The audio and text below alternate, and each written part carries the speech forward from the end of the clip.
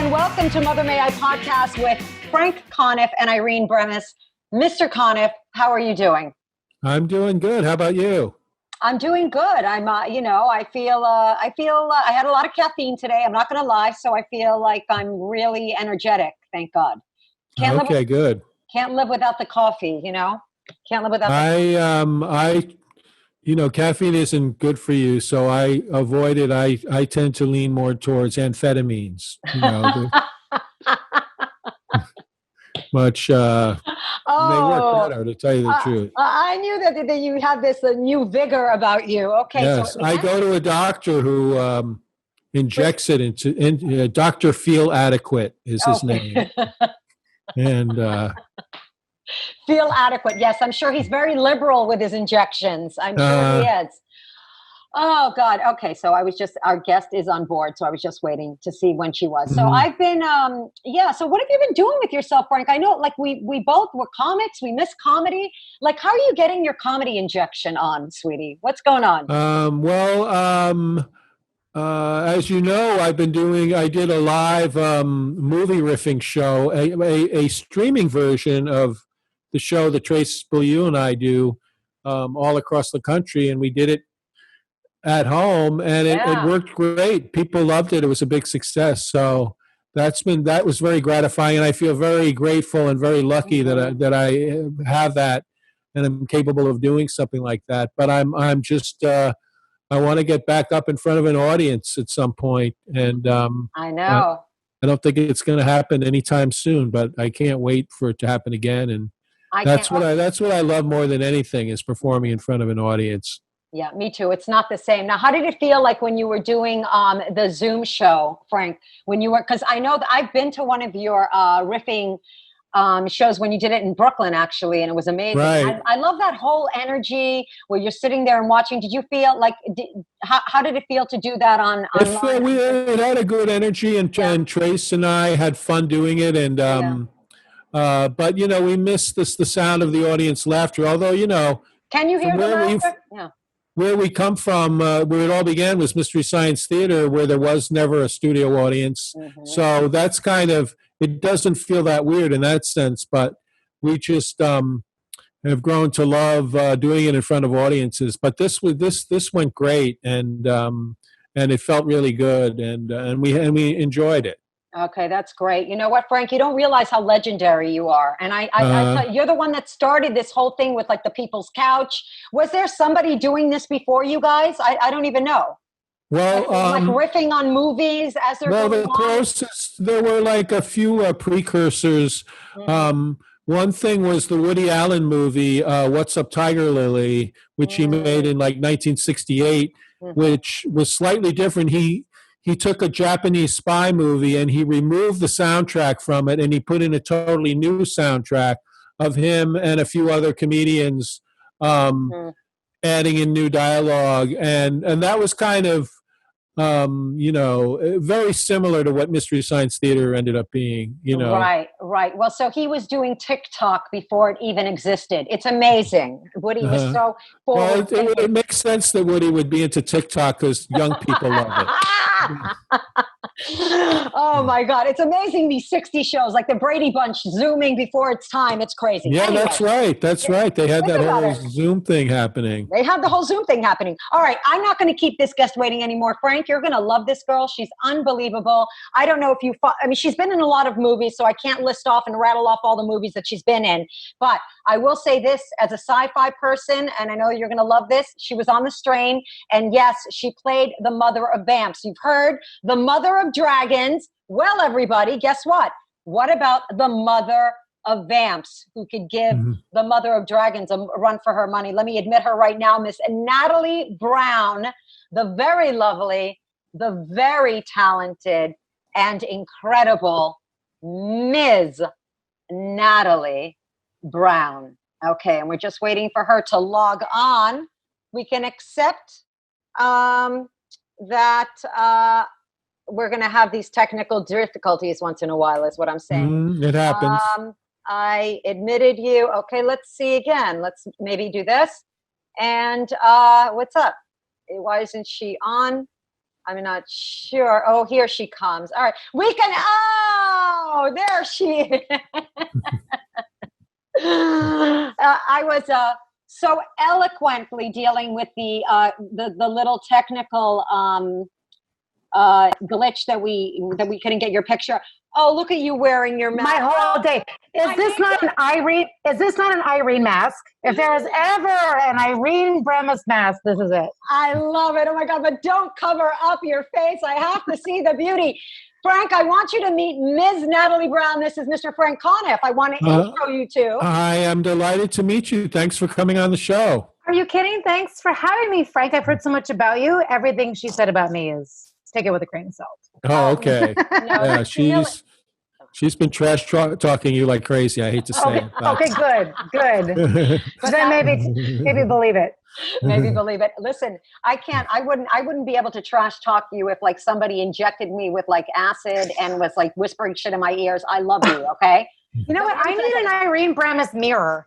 Honestly, if I could have you tell you what every morning, like you are like a living, breathing self-affirmation. Like you're just a walking affirmation that people need in their lives. Mm-hmm. Well, you know what? I would go for the Irene Bremis mirror because guess what? People are trying to replace me. For those of you that don't know this, I'm actually a trainer and I train people. And my clients recently came up to me and said, you know what? We're thinking about getting that mirror, that exercising mirror of the fucking person that's sitting there and exercising you. And I'm like, no, I'm not going to be replaced by a mirror, but I would definitely be on board with an Irene mirror of like having, it's sort of like a dominatrix version of what you're talking about where I'm if you break the mirror, do you get 7 years of gaining weight? Oh no.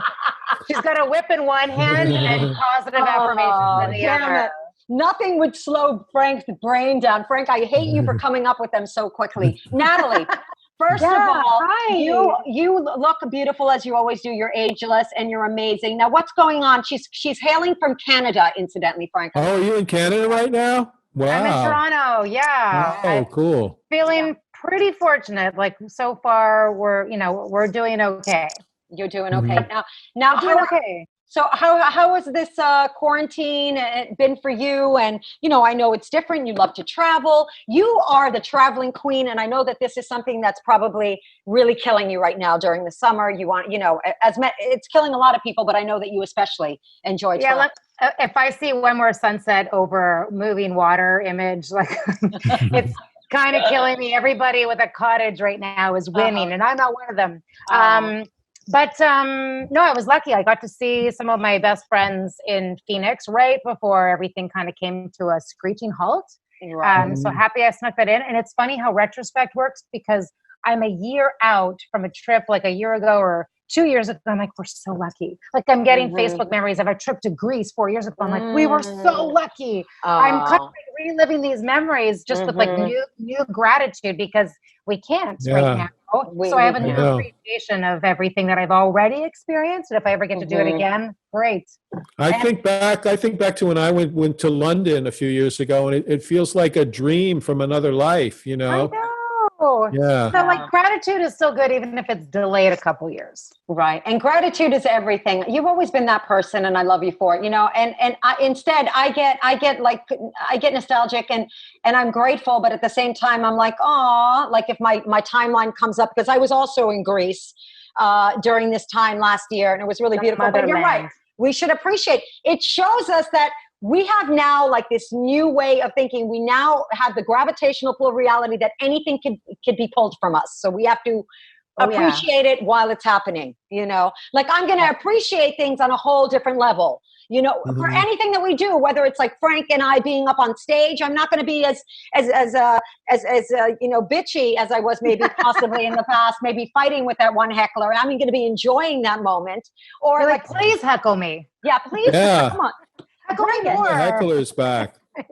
What you wouldn't give for a heckler right now, right? Yeah, well, I tell you what, apparently, Frank, when you do Zoom comedy, they actually have the heckling. You can't hear the laughs, but the hecklers are. So there's not a laugh track, it's a heckle track. Yeah, right, it's a heckle track. I'm looking for new ways to digitally feel bad about myself, so that could work.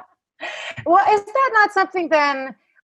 Like today, I just had my first virtual audition. Of course, we've had self tapes, but now they want to like actually like virtually. And now we're looking at, all the sports teams are back with virtual cheering, weird. virtual faces. And I'm wondering if they get paid any usage, if like, it's like you and your kid and you're like in the stands, if they're getting paid usage. But is comedy not going to go there? Well, like, no. Can you not do like a live set? And well, comedy clubs, some in the city have been doing Zoom shows and have been doing online shows. I did one of them, and it was fun. There were other comedians on it who I like, but it's just not the same thing, But I mean, people are trying to keep their toe in it.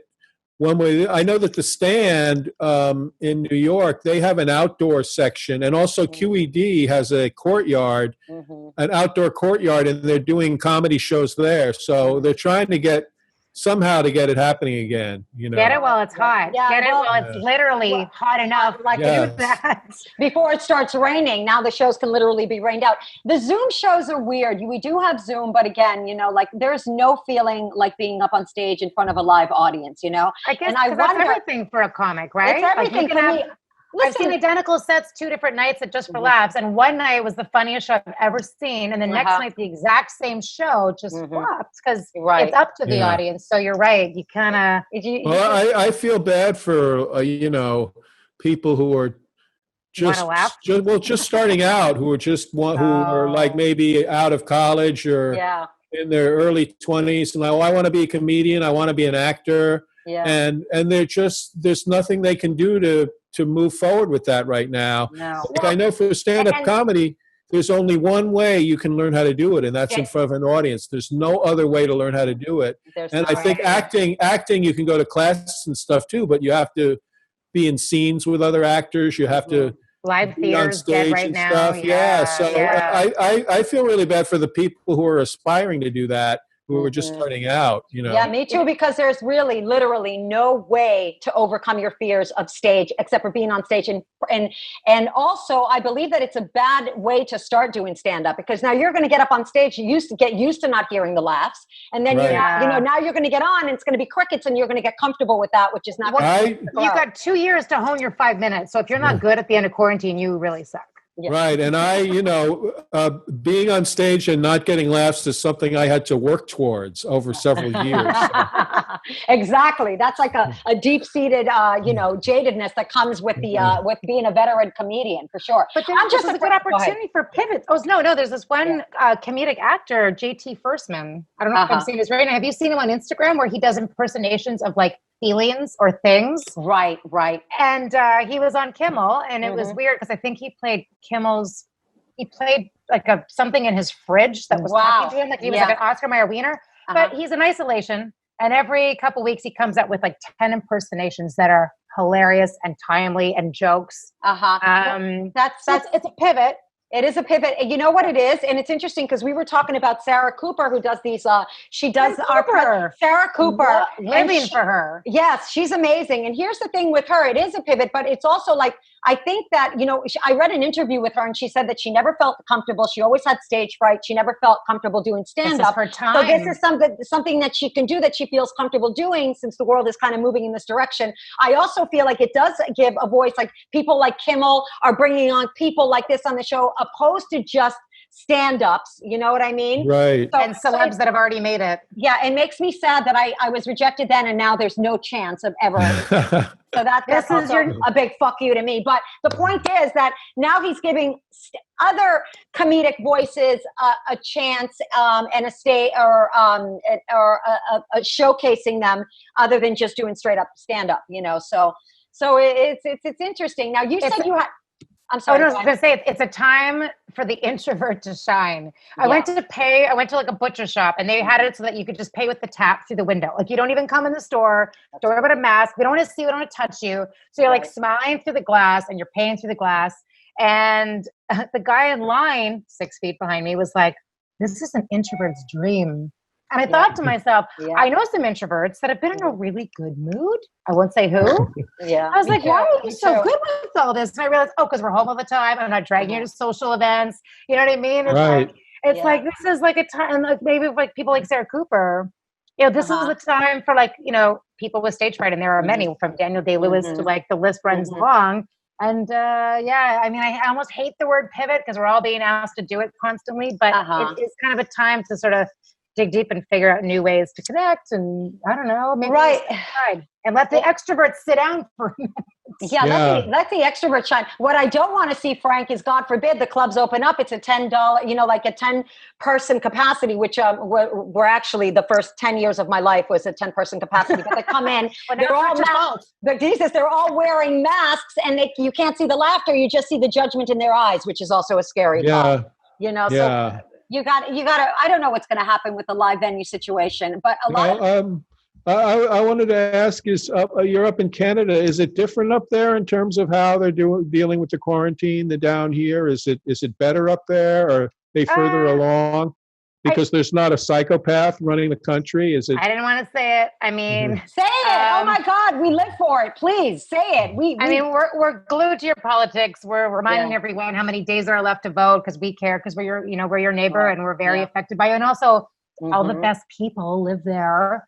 All my favorite people, and we've got family in Florida. So yes, we're doing better compared. But we won't hold that against you, the Florida. We won't hold it against, I know. But yeah, we're definitely doing better with containment. But it's weird because the places that are suddenly popping up as hotspots in the States, we've just gone from phase 2, which was outdoor only, like outdoor dining. Right. That's where we're at in New York right now. Right. We just shifted to phase 3. So now we've got indoor dining in the gyms and everything open at the same time. So I'm like, you're not going to know whether it's the places with low ceilings. Was it the sweaty gyms? Was it people handling your food? I'm really nervous about the gyms, Natalie. I really am. I don't think that's a good idea. Yeah. We need Irene mirrors that bark at us and tell us to honestly, like, pick your home workout. And I feel like a lot of the, like, I don't know, yoga studios are just making it work with online. It might not be enough to pay the rent, but what I really feel for right now are all my mom friends, like, because school is going to open fully in person with masks or not masks, and I think it's going to get a lot worse. And so if we're looking to the States where it's been bad, it's like, but we're about to do what they just did, and it didn't work out so well. And it's not about masks, it's about ventilation. Like I've read so many articles, I'm like, why are we not talking about ventilation? It's about recycled air, and like a restaurant or a gym, if the ceilings are lower, a school that's like not recently built could be worse than an airplane, because airplanes have better ventilation. Right. So open a window. And my boyfriend works, like he manages one of the busiest restaurants in the city. How's that going? How's that going for him? So does he have so they're opening the indoor for him now? Yeah. Wow, good. They open the windows. You're at 50% capacity. Right, like, ventilation. All the takeout, like they never did this much takeout. So hopefully takeout is making up for. But the first article in the New York Times at the very beginning of March said 50% of the restaurants are not going to make it. Their margins are so. Fiori's isn't going to make it, Natalie. No, Fiori's is not going to make it. It's going to be a casualty of COVID, and pizza is born for takeout. It's so crazy at this moment. But here's the problem, and this actually was sort of like starting to happen. So COVID just pretty much killed this. Okay, the rents are astronomical on Broad Street. Okay, so no one can afford that kind of rent anyway. Put in a situation where you're like, you're fighting a pandemic and you have to be closed, or you're opening and just doing takeout. And all the storefronts are empty there as well. So there's no one there to eat the pizza. Yeah. There's no one there to eat the pizza. So it's a very sad thing. I'm all about supporting local businesses. If we can do it safely, let's get out there and support them, because they're going to be, I don't know what's going to happen. It's like now, like you made that joke about summer. It's summer now. We can be outside, but the elements, the weather's going to, I feel like we need to rally around Fiori's. I know a girl who owned a tattoo studio, and she's like, I hate to do this. You have a million things to put your money towards, but we employ a lot of people. We're a community thing. Yeah. And they rallied and raised enough money to carry them through a couple of months. And we're lucky where, I don't want to get into politics too much, but our government is giving gig workers $2,000 a month for anyone that doesn't qualify for unemployment insurance. And I mean, we're all self-employed. And this is the first time that an entertainer has been paid to be unemployed. So it's kind of been amazing. We've had $2,000 a month for the last, this is the 6th month.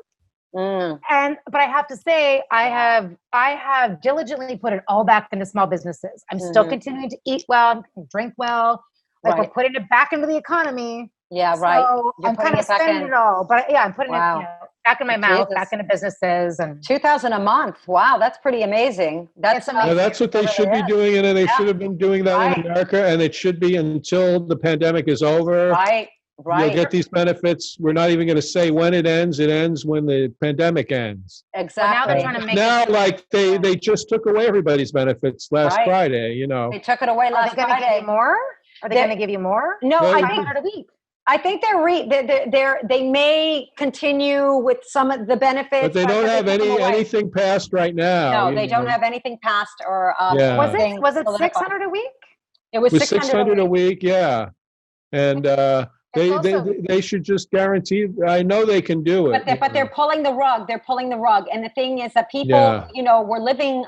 They were living off that $600 a week, and believe me, it still hurts a lot of the service industry workers, like bartenders and waitresses. Frank, we were all waitresses and bartenders. Frank was a bartender. I was a bartender. You're still not going to be able to make the money you were making before the pandemic going back to work. They're just not. You know what I mean? People are going to be fighting for those spots worse than they are for comedy, Frank. This is really bad. They're going to want to work. And so if you're pulling the rug, it's really bad. But so let's talk about your acting, sweet girl, because I absolutely adore you. What acting? Well, you're not doing anything, but you are doing some virtual auditions, right? I mean, it's starting back up. And what I was told is like there's protocols in place where they're going to space people out. And then in an audition, you're never up close to anybody anyway. Mm-hmm. And so I thought it was going to be in person if you're willing, or self-tape if not. But then all of a sudden, nope, not everyone's comfortable. So we're going to do the virtual. And the only weird thing is trying to get your laptop onto a tripod, and into a close-up. So that was a ridiculous balancing act, like literal balancing act. And that's the future. So I ran and bought like some fabric and a shower curtain rod to like fake a backdrop. And I've invested in a good mic, but then my internet. God, you and Frank are fucking putting me to shame. Frank did the same thing. I'm the only one who hasn't stepped up my game. You've always been pretty with the decor. Frank shows up with beautiful cans, and I'm not talking about his ear headset, And he also, they don't call him Sweet Cheeks for nothing, sweetie. Love it. And it's the amazing microphone. This is my premiere today of my brand new microphone that I just. It's a very sexy mic you got there. I know it's happening. Wow. Yeah. That is a very happy microphone. That's great. It's like you got quite the sound buffer. I was using pantyhose stretched over a wire coat hanger. Okay. Okay. I was doing that too, but it had nothing to do with any of this. But some of the productions that are happening, because we're a service industry, a lot of American things that normally shoot in Canada, from like The Handmaid's Tale to like, there's so many productions that were happening that obviously had to stop. And if they come back, I know some companies are trying to do pods. First of all, it makes the entertainer become a little more self-sufficient. You don't constantly have someone like touching you up, and it's like, you know what, you adjust your bra strap, and you got something on your face, you fix yourself, and a little bit more autonomous. And then I think I've heard rumors of people in pods. So like the same 4, or I don't know if it's 4 or 10 people, are only in contact with each other. So if there is a COVID outbreak, you just shut the pod down, not the whole production. Not the whole production. I was going to ask you about that. So, that's smart. But these are only rumors because I'm, not on. So they're just talking about that, but they haven't actually gone into production yet. Some of them have actually. Some like the merit, like the East Coast provinces, because they are already a bit of a bubble. So I know people working in Halifax, people working in Hamilton, which is just across from Buffalo. So there's people back to work right now. I'm just not one of them. But listen, did you have something that was sort of like on the precipice of something huge? I know a lot of people like that, and the rug was pulled and everything dropped before, you know what I mean? So there's a lot of that going on too. Well, those people at least have something to look forward to come back to. Although I also know some people that maybe had smaller roles on something. And because they live in the States, like a lot of them live in LA or New York, and you'd have to quarantine for 2 weeks coming from America. Sorry. And then they only might work 1 or 2 days, and productions can't afford to like put them in a hotel for 2 weeks just to work for 2 days. So they're canceling a lot of people. Right. I don't know if it's going to bounce back, Natalie. I don't think that they're just going to pick up where they left off. I know this because I know people that are in that predicament, but I think that, this was a huge economical crash, and I don't think that, I think some things will come back, and I think that they'll probably try to figure out, like you said, with the pods or whatever, but I think a lot of things are sort of like, the MLB couldn't figure it out. So a lot of the people I know are saying, so if Major League Baseball couldn't figure it out, how are schools going to do this? Yeah. And that really upsets myself. And I don't even have kids, but I know that they're saying that it's going to be a situation that is like the people that can afford to put their kids in like these pods or bubbles or private here we schools go. And here we go. Like we're going to be thrown right back to like, that whole privilege thing. That whole privilege thing is going to become very stark. And yet I know parents are like, well, if I can afford to, I wouldn't not want to. And a lot of it falls on the women because they're the ones either not going back to work so they can stay at home and homeschool. Oh, there's so many aspects. I don't know a single person, whether you're alone and lonely or you're in a marriage and you're like, too much. Yeah, Steve and I. You've got kids and you're homeschooling. I've never actually in my life said, thank God I don't have kids right now. Right. That's what I said. I'm glad I got an abortion. I said that earlier. Are you kidding me? If I ever made a choice that's not laden with regret, that was it, sweetie. But delayed gratitude. It's delayed gratitude. It really is. And it's ongoing every single day. But you're right. I have only one kid. I'll show you right now. Yeah, go. Oh, well, that's, pets are winning because every single pet has been adopted right now because people are home to take care of them. So Oh, that's good to hear. That's so good to hear. That's good news. One of the silver linings is that, all the pets have been adopted. And the really good thing in Ontario where I live, where I have a very controlled liquor situation, is that they finally let restaurants sell their alcohol so that it can, and we've had the city say to some restaurant owners, it's looking a little bit like the streets of like Istanbul, Barcelona, because for outdoor dining, people that don't have patios, there's just tables everywhere, the sidewalks, in the middle of the street. Yeah. So people are just basically eating, drinking, socializing safely everywhere. They have to, otherwise, great. Yeah. And they've said, do what you got to do. There's, there's not like a, over stringent bylaws and over policing of, rule following like we normally have. So that's as long as you're safe, it gives you a chance to actually survive this. I wanted to ask you though about the audition. Do you prefer auditioning live or is it easier for you? Like, how comics get that live, whatever. Right. Do you prefer the live auditioning? There's something, because I actually like the people I audition for, so it's always nice to see them, but I sometimes get a little distracted because I just want to chatting with the other actors and actresses in the waiting room. A lot of actors like it better when you can self-tape because you can do it over and over until you're happy with it, but then there's no feedback. So the drawback is you don't even know if you're barking up the wrong tree. So at least when you're live, you get feedback, but you often walk in there and you spent 3 days prepping and it's one take and you're done. Thank you.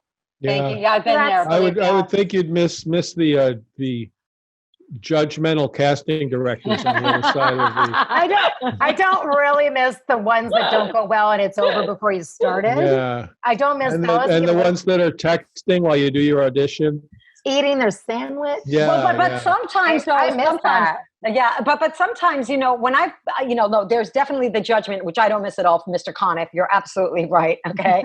But then there's I remember going on a few of auditions for it was an off-Broadway thing. And, again, I feed off of energy, even if there's 5 people watching, it really propels it gives me that energy because I'm performing, I need my back against the wall. Yeah. Right. And that's when you pull into that mysterious reserve. And I can't access that when I'm at home. I just heard what was that movie that just came out that's The Portrait of a Lady on Fire? Very sexy French film. And I was reading an interview and they were saying how they didn't rehearse, they didn't prepare because you need that sometimes that fire that comes from back against the wall last minute. What kind of, just that sort of yeah, right. That very whimsical, je ne sais quoi, just go, yes. Go. That's what I often feed on. And let me tell you something. My dad used to always say, good. Yeah. He's like, if you want something done, Natalie, give it to a busy person. I'm like, well, don't give it to me because I'm really not busy. And so the self-motivation factor, I know some friends in quarantine that were putting to do things in a hat and every day pulling something out. And I was like, how irritating. Oh, I mean, no, good for you. But I need someone telling me what to do. Like, this is the highlight of my month, never mind my week. And then, of course, but momentum is a funny thing. The minute this happened, all of a sudden, I have a voice audition. I've got like virtual audition. I've got stuff happening.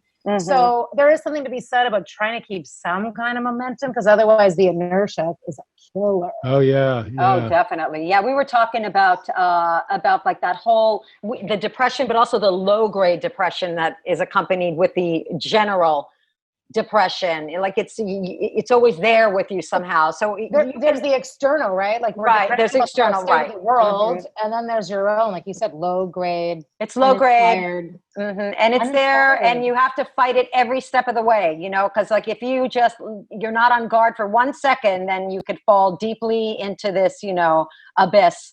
That was a little pessimistic, but you know what I mean. It's like you got to allow yourself. You're right. I hear you, and I hope this isn't. If you fall into an abyss, make sure it's outdoors.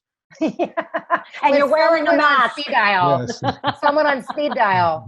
But you also got to allow yourself some days where you don't even feel guilty about it, because absolutely. I've been saying that the whole pandemic. I'm like, if you need to binge watch some stupid reality show for 8 hours, go ahead and do it. Go ahead and escape and comfort yourself and treat yourself.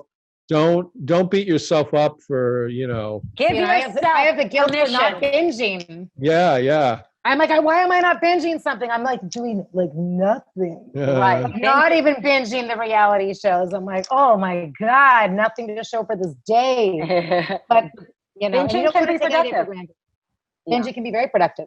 Yeah, what are you watching these days? What's helping you guys? Here's the thing. So I think that binging like Frank said, you have to give yourself permission sometimes, because then you start feeling guilty. Binging, I've watched everything that I want to see, honestly, but I have to get back on it because I haven't been as productive on the binging as I want to be. But I saw productivity guilt. I saw stuff like I saw Breaking Bad. Like I saw things that people, I'm like one of these people that always see something like a decade later. So I finally got to see Breaking Bad. I saw Fleabag, which I thoroughly enjoyed. Oh, I love Fleabag. Love Fleabag. Oh, my thing lately is Phoebe Waller-Bridge. Oh. Yeah, she's brilliant. My thing lately is I've really been getting into Peter Falk as Columbo, the old Peter Falk Columbo show. Me too, Frank. I swear to God, I've been watching Columbo. That's so crazy. It's so comforting, and I'm writing this down. It goes down so easy, and it's fun. And he's hilarious, and it's him and like. I watched one the other night. There was him and John Cassavetes, and those two together are always amazing. So that's been a big comfort to me is Columbo. Oh, I love John Cassavetes. You know what got us through quarantine? Because we actually, not even to go fully down into a dark rabbit hole, but like a close family member actually caught COVID in April. Oh, and so we went through, and she's still in the hospital, but she beat it. She was on. Yeah, it hit very close to home. So we were in full lockdown, and because of the amount of like acute anxiety, I couldn't even take Star Wars. It was like too much stress. I wanted my boyfriend to finally get caught up. So you know what got us through, besides puzzles and wine, was High Maintenance. Have you guys seen that? The pot show. Yeah, that's a good show. I saw it. Yeah. I did see seasons on HBO now.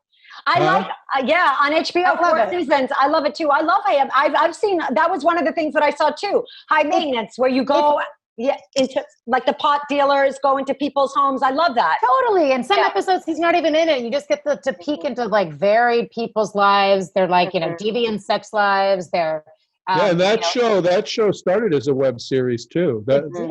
Yeah. And that goes to show you can kind of do your thing your way. Yeah. Yep, you absolutely can. And you can see that it started off as a web series because the structure of it is, but I love it. I hate anything too uniform. You know what I mean? Oh, they figured it out as they went along, which is kind of inspiring. Like, do it your way. Right.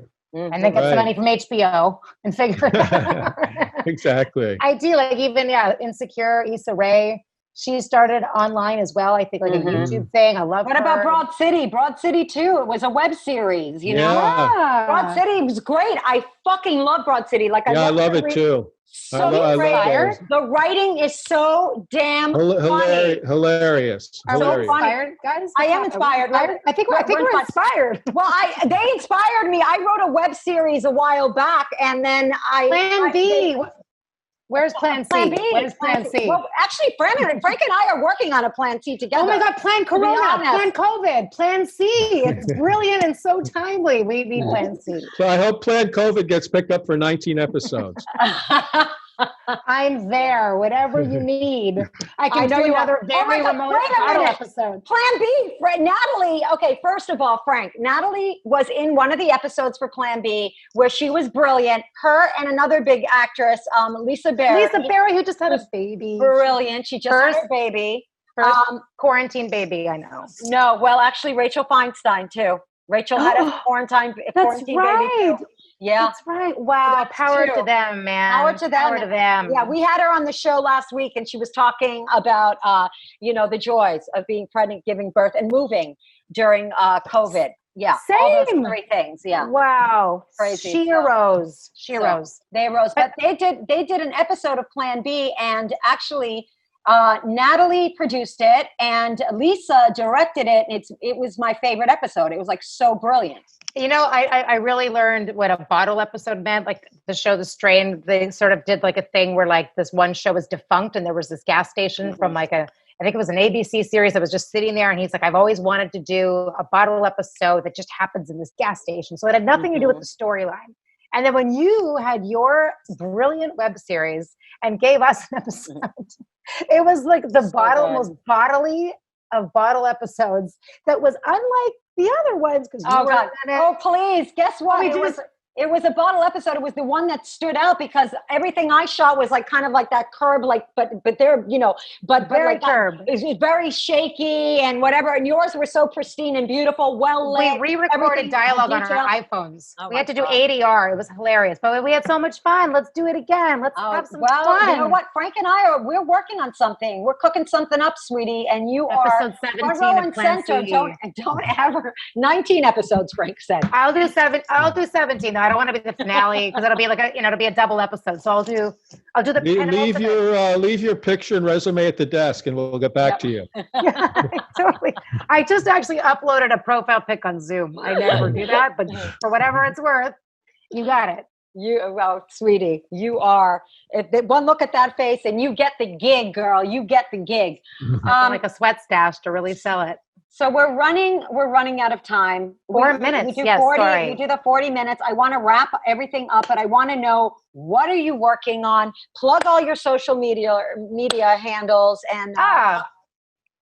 The last thing I worked on and it wrapped up just before shutdown was The Expanse. I did a couple episodes. Oh, you on the fucking Expanse? Are you fucking kidding me? I love The Expanse. Just a few episodes of the new season, but like the best people, and they have such a Cinderella story. You know what? I'm Twitter friends with whoever the writers are. They both go by the name of James S.S. Comey, who wrote the books. Right. And I'm. They sent me I did a thing on Twitter about how much I love that show. Oh, great. And then they sent me a message back. We're like, we're big fans of yours. So it just turned into a gigantic love fest on Twitter. But I love that show. It's so smart, and how it got saved by Amazon is great. And so that was the last thing I did, which is coming up. I don't know if it's September. Can't wait. What's not sure. I don't know. I need to find out. I'm going to post it. Don't worry. When you announce it, please let me know. Okay. So I'll be talking about it regardless when it comes out. So don't worry about it. And other than that, my Instagram is what am I? I think it's Miss or This is Natalie Brown. And all I've been doing is honestly catching up on social justice because there are such important things that are happening, major shifts that are necessary. And I am here as trying to be an ally and learning and unlearning and using what little platform I have to try to share information as it comes to me. So it's really just about like spreading awareness and sharing the stage. And that's all that's happening on my social media. And that's what you're doing. You're doing exactly what the world needs more of. You are too. Right now. And Frank as well. And Frank as well. We're perfect here on this show. But let's not leave the fucking circle. Your gift and everything that comes out of your mouth is beauty and power and passion. And that's what this movement needs. Oh, you guys. That's what the movement needs. So I love you so much. Thank you for being Frank, I feel like I love you too. I love you too now. I told Frank. Instant love. It's instant love. I told Frank. And it's not just your big fuzzy mic.